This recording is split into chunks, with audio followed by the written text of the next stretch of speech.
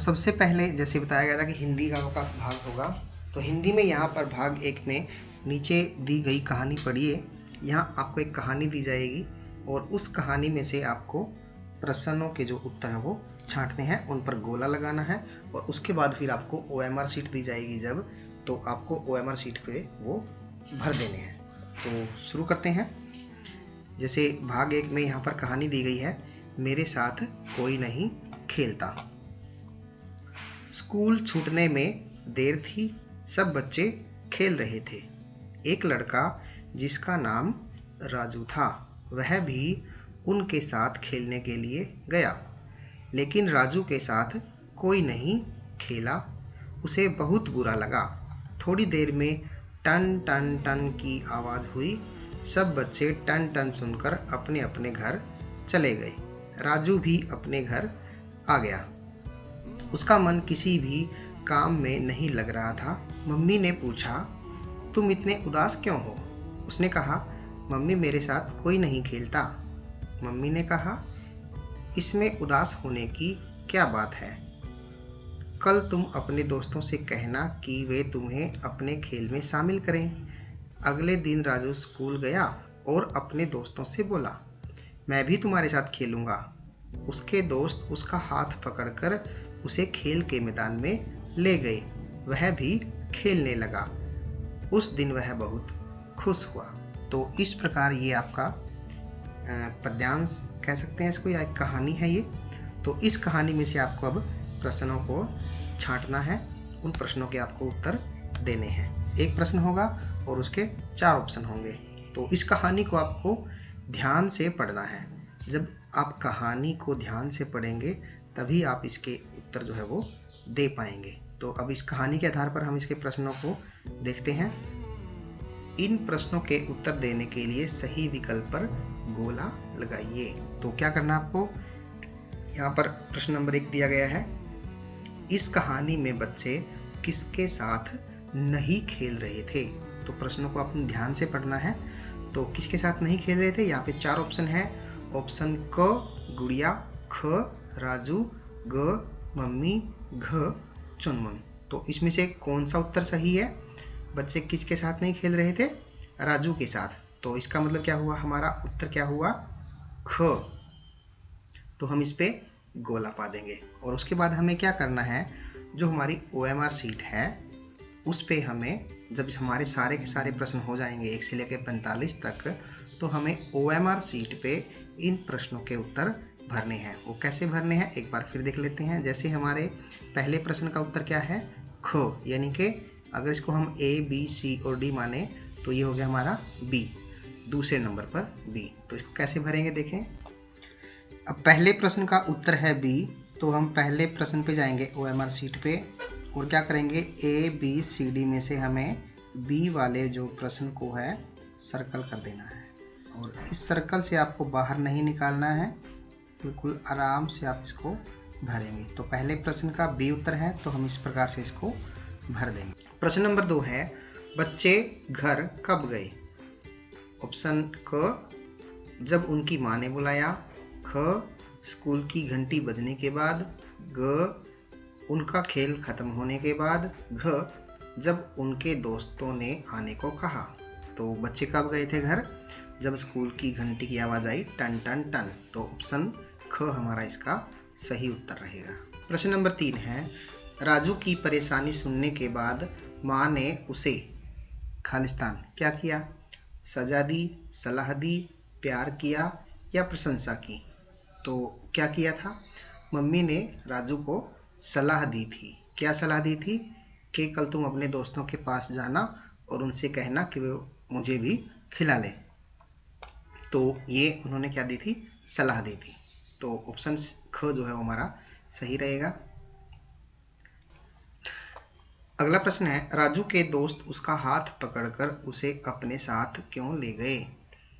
Option क, उसके साथ खेलने के लिए। ऑप्शन ख, उसे स्कूल से बाहर निकालने के लिए।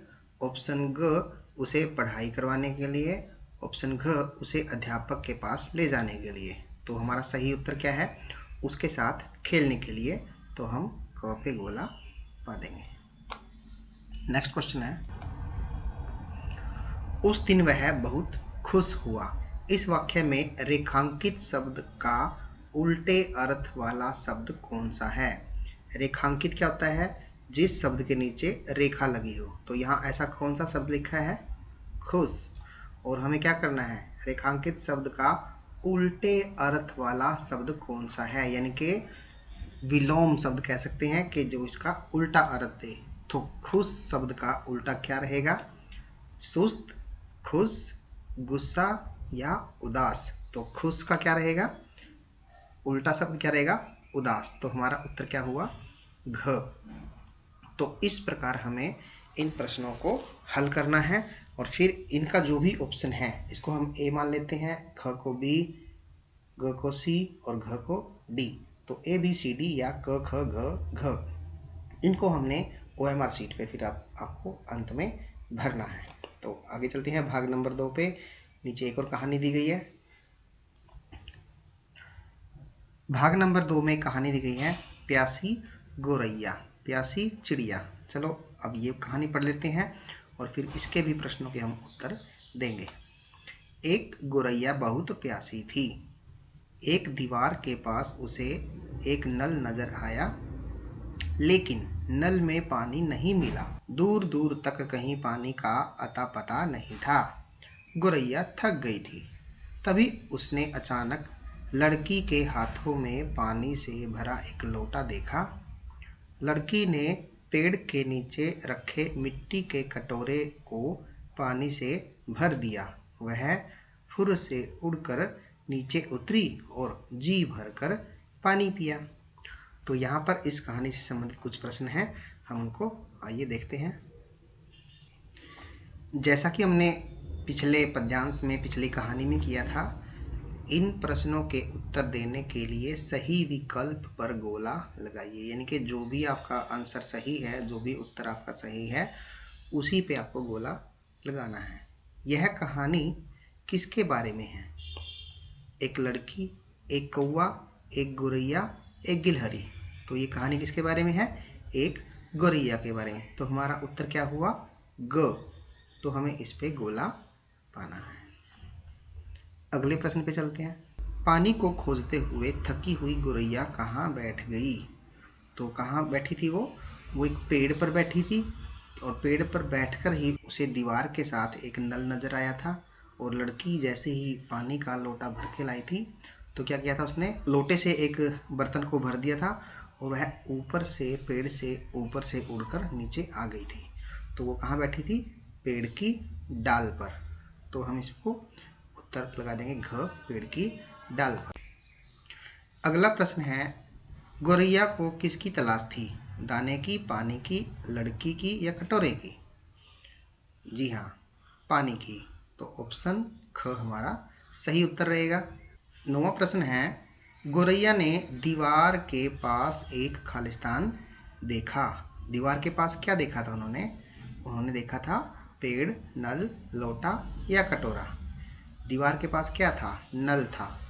तो हमारा उत्तर रहेगा ख।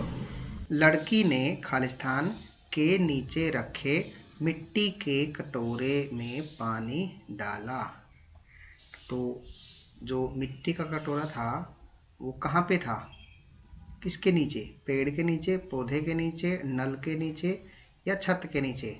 हाँ, पेड़ के नीचे। तो ऑप्शन क जो है वो हमारा सही आंसर होगा। तो इस प्रकार ये 10 प्रश्न हो चुके हैं। आइए आगे चलते हैं। भाग नंबर 3 में यहाँ पर आपको एक कैलेंडर दिया गया है और वो कैलेंडर कब का है? जनवरी 2017। साल कौन सी है? 2017। और महीना कौन सा है? जनवरी। अब जनवरी में देखेंगे यहाँ पर कितने दिन है? 31 दिन है। तो इससे संबंधित यहाँ पर आपसे कुछ प्रश्न पूछे जाएंगे। जैसे रविवार के दिन 1 तारीख को क्या है? नव वर्ष होता है, नया साल शुरू होता है। और यहाँ पे देखेंगे 13 जनवरी को क्या है? लोहड़ी है और दिन कौन सा है? शुक्रवार। और 14 को क्या है? पोंगल का त्यौहार, जो तमिलनाडु का मुख्य त्यौहार है। और पोंगल किस दिन है? शनिवार को। तो ऊपर आपके दिन दिए गए हैं और नीचे क्या है? तारीख है। तो 26 तारीख को क्या होता है, 26 जनवरी को क्या होता है, गणतंत्र दिवस। तो इससे संबंधित आपको इस कैलेंडर को ध्यान से देखना है, क्योंकि इसी में से आपके प्रश्न पूछे जाएंगे। जैसे पहला प्रश्न है, जैसे अब इसमें से क्या करना है, इन प्रश्नों के उत्तर देने के लिए सही विकल्प पर गोला लगाइए। तो 10 प्रश्न हम कर चुके हैं। 11वां प्रश्न है, वो क्या है, 14 जनवरी को क्या था, पोंगल, गणतंत्र दिवस, लोहड़ी या नववर्ष। तो हम कैलेंडर को ध्यान से देखेंगे। 14 जनवरी को क्या था, तो आप यहाँ पे देख सकते हैं 14 जनवरी को क्या था, पोंगल का त्यौहार था। तो सही उत्तर क्या होगा हमारा, क। तो हम क पे गोला लगा देंगे।